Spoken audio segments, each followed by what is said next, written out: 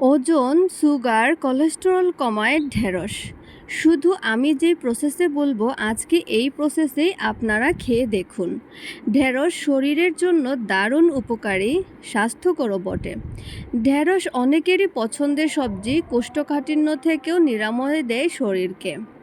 ঢেঁড়সের পানিতে থাকে phytochemical, antioxidant, potassium, vitamin C, calcium, protein, folate, linoleic acid সহ নানা পুষ্টি উপাদান। রক্তের অভাব দূর করে ঢেঁড়সের এই পানি। ঢেঁড়সের পানি খেলে ক্যান্সারেরও ঝুঁকি কমে। আরও জানলে অবাক হবেন যে ঢেঁড়সের এই পানি কিন্তু কোলেস্টেরল ও রক্তে শর্করার মাত্রাও কমায়।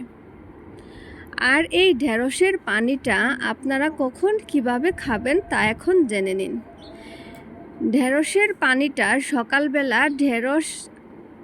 এই পানিটা পান করবেন, ডায়াবেটিস ও কোলেস্টেরল নিয়ন্ত্রণে চলে আসবে। প্রথমে ঢেঁড়সটাকে কেটে ছোট ছোট করে টুকরো করে কেটে নেবেন, ভালো করে ধুয়ে পরিষ্কার করে নেবেন কিন্তু। তারপরে এই ঢেঁড়সটাকে অবশ্যই 8 ঘন্টা পানিতে ভিজিয়ে রাখবেন। আর অবশ্যই সেটা কিন্তু আপনারা পানিতে ভালো করে ধুয়ে পরিষ্কার করবেন।